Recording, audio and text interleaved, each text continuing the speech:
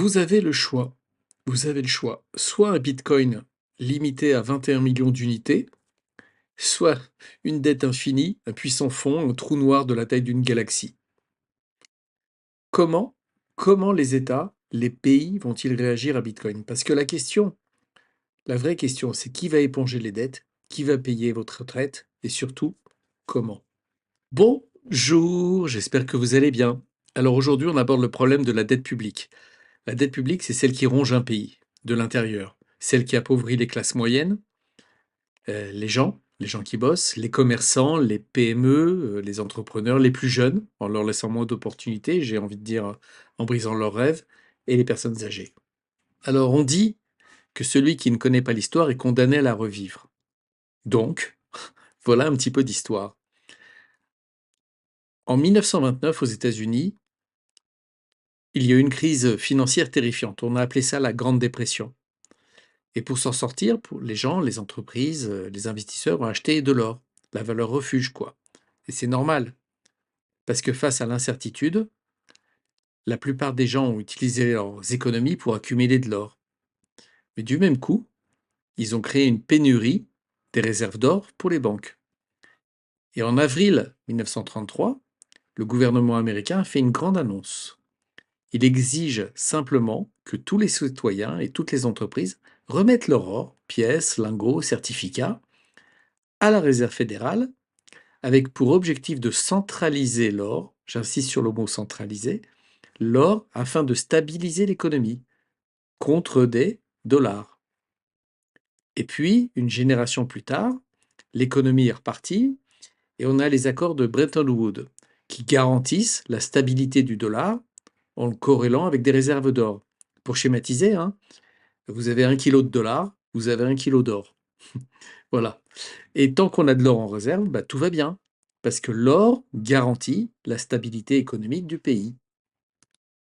Et puis, en 1971, ça se rapproche, le gouvernement américain fait encore une grande annonce. On arrête tout. On change les règles. Fin du système de Bretton Woods. On change les règles et on se sépare de l'étalon or pour pouvoir imprimer de la monnaie. Pourquoi?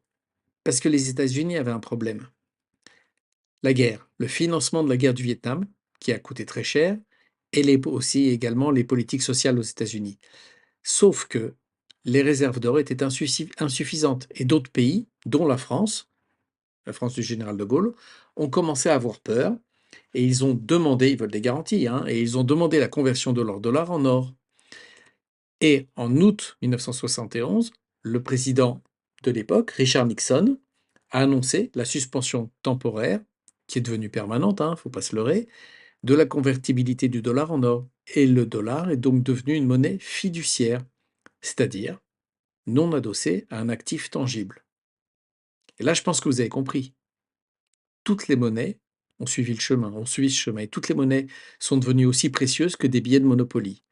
La seule crédibilité qu'elles ont, c'est l'État qu'elles représentent, et en qui vous avez confiance. En résumé, quand tout va bien, bah, ça fonctionne, ça fait tourner l'économie parce que le développement économique favorise la croissance, et pour ça, pour se développer, le meilleur moyen, c'est d'emprunter, donc de créer de la dette, du vent.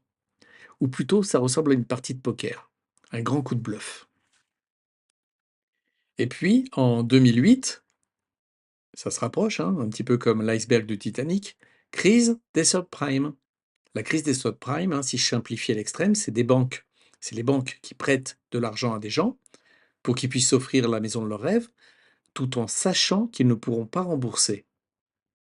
Et comment on fait? Eh ben, ce jour-là, les banques saisissent les maisons, les appartements. Voilà. Et le gouvernement américain, on ne change pas une équipe qui gagne, fait encore une très grande annonce. Qu'est-ce que c'était? En fait, ils ont dit tout simplement qu'ils allaient aider les grandes banques. Alors oui, bien sûr, il y a des dégâts, mais dans l'ensemble, ça se passe plutôt bien, puisque finalement, on ne fait qu'imprimer plus de billets, donc creuser le trou encore un petit peu plus.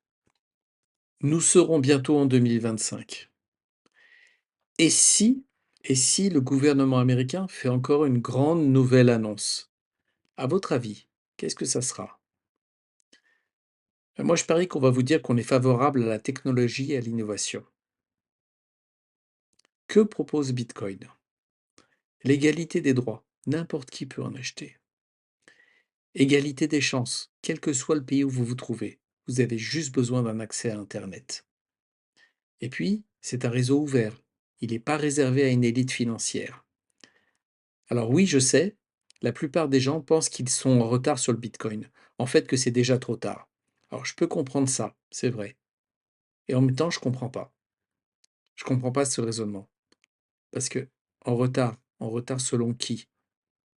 En retard selon quoi? Selon quels critères? En tout cas, c'est ce que je pense. On parle ici d'un actif qui est limité en quantité. Il y a une rareté. On ne peut pas l'imprimer à volonté. Il est accessible à n'importe qui, n'importe quand, n'importe où. Ça fait 15 ans que des gens en possèdent. Et en fait, les gouvernements n'en possèdent que quelques pourcents. Alors, pour l'instant, le Bitcoin est encore très majoritairement détenu par des individus, des gens. Et en fait, il agit dans le meilleur intérêt du public. Et puis, si quelqu'un d'autre a un plan pour nous sortir de l'endettement et payer nos retraites, je l'écoute. Voilà, on est arrivé au bout de cette vidéo. Merci d'avoir écouté jusqu'au bout. Et si ça vous intéresse, vous trouverez des liens partenaires en description. Et comme à mon habitude, je vous souhaite une bonne journée et que Dieu vous bénisse.